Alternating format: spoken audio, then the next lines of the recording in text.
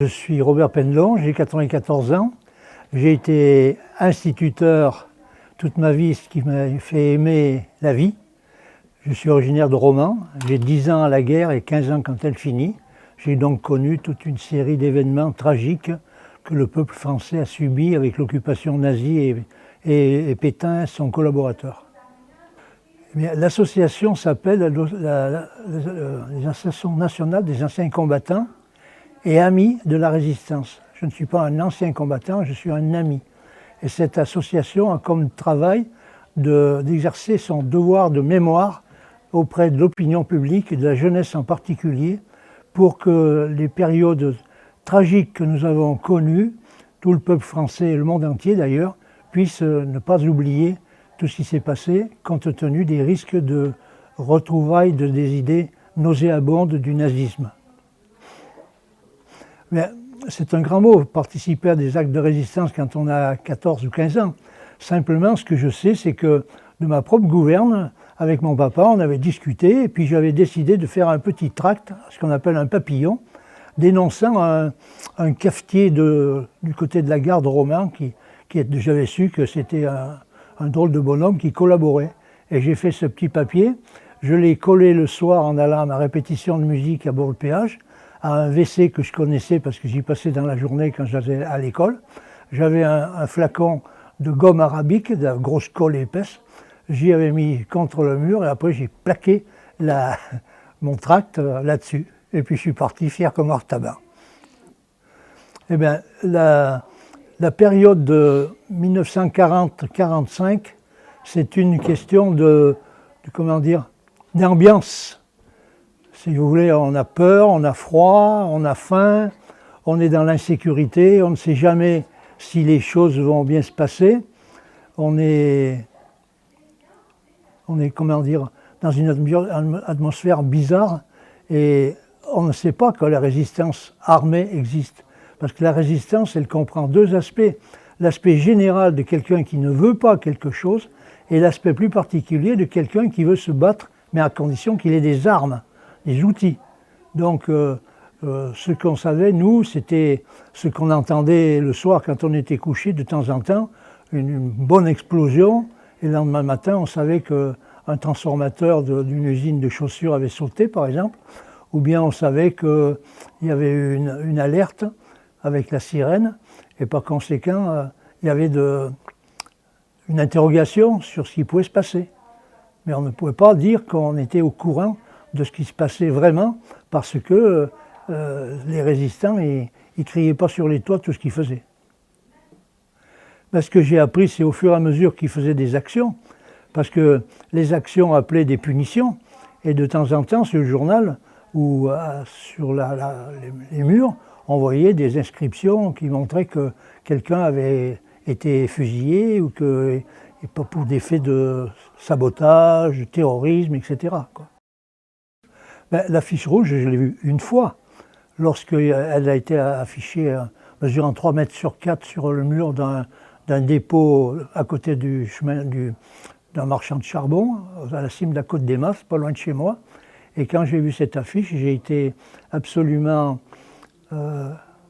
effrayé, parce que ça représentait des hommes, des corps percés de balles, des trains qui étaient déraillés, des sabotages, et puis des têtes de voyous, parce qu'ils étaient absolument minables, avec leurs cheveux pas brossés, puis ils avaient des gueules de quelqu'un qui aurait été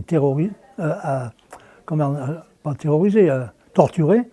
Et donc ça m'avait impressionné au point en arrivant à la maison, de dire à mon père, je suis bouleversé, c'est pas possible ce que j'ai vu, l'arme du crime, etc.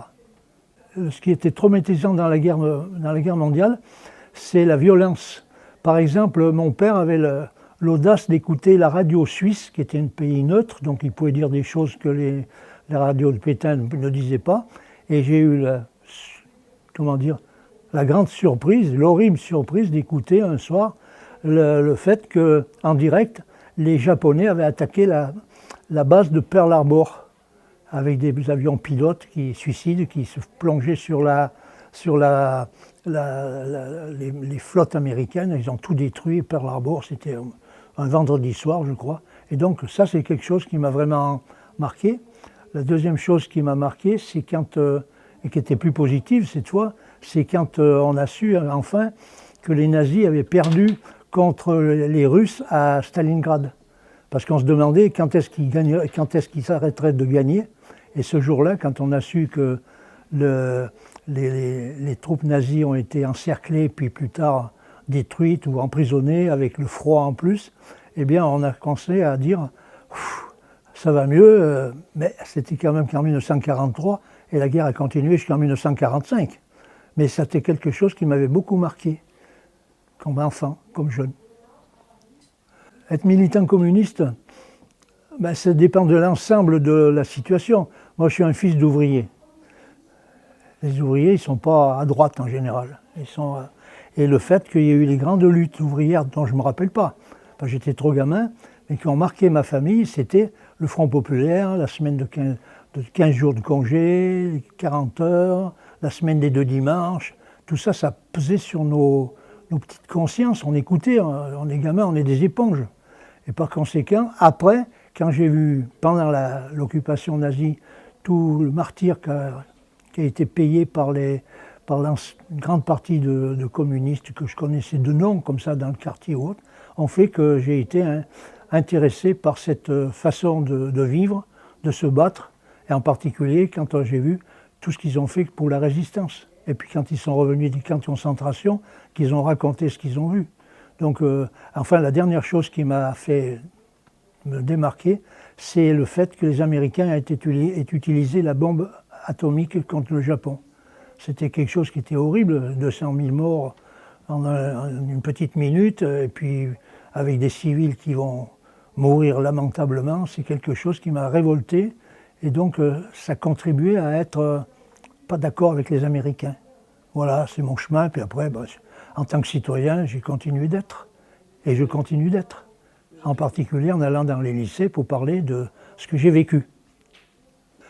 Pour moi, Missak Manouchian, c'est remarquable parce que, indépendamment du fait qu'il était sur l'affiche rouge, chef de bande, tueur, bon, et puis le fait qu'il soit mort glorieusement, comme tous ses copains d'ailleurs, pour la lutte qu'il menait pour nous les Français, c'est quelque chose qui m'a beaucoup marqué.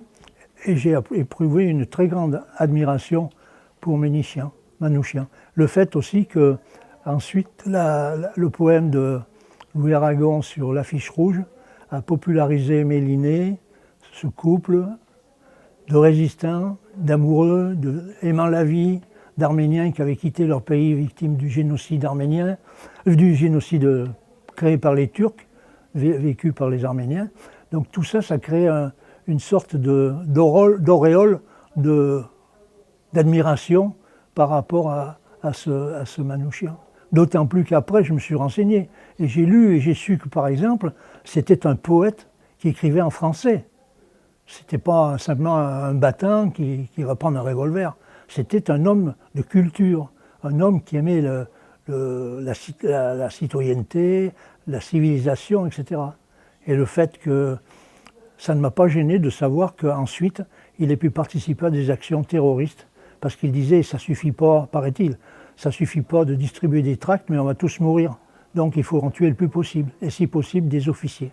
Et c'est ce qui explique qu'en 3 mois seulement, 120 jours, le groupe Manouchian, le groupe La Moille, manœuvre étrangère, immigrés, ils ont vraiment fait des centaines plus de 150 comment on appelle ça, des déraillements, des assassinats comme le colonel ou le général Ritter, qui était le chef du STO à Paris, et puis des maisons de tolérance, des hôtels particuliers, des garages de bagnoles, de camions et tout ça.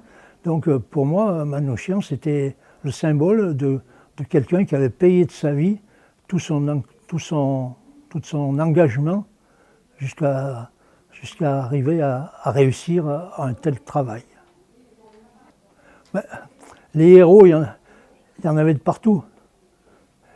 Il y en avait de partout des héros, et qui ont sombré dans l'anonymat. Ceux qui ont été arrêtés, torturés, déportés dans les camps de concentration, qui ont résisté, ce sont des héros. Après, ce sont devenus des martyrs parce qu'ils n'ont pas pu résister à la torture et à la vie dans un camp de concentration. Et donc, ce mot, il a sa valeur, héros. Mais beaucoup de gens sont des héros. Ça ne gomme pas le prestige de Manouchian. Mais oui, dans un sens, ce sont des héros puisqu'on va les mettre au Panthéon. Ils représentent. Le Panthéon a été créé au moment de la Révolution française pour célébrer les grands hommes qui avaient contribué à ce que la Révolution française réussisse. Et là, maintenant, ça continue. Et Manouchian et Méliné retrouvent des amis comme Madame de Gaulle, la nièce du général, comme Jean Moulin, le héros de la Résistance, qui a été torturé à mort. Voilà, donc pour moi, oui, c'est un héros. Ben justement, c'est 80 ans après, c'est reconnaître que ces grands hommes qui ne sont pas a priori des grands hommes politiques, des grands hommes militaires, des grands savants, mais des gens du peuple réussissent à être reconnus comme étant représentatifs de ce que le peuple français a pu faire. Ma foi, je continue tant que je peux de faire connaître les idées de Manouchian parce que la jeunesse d'aujourd'hui en a besoin.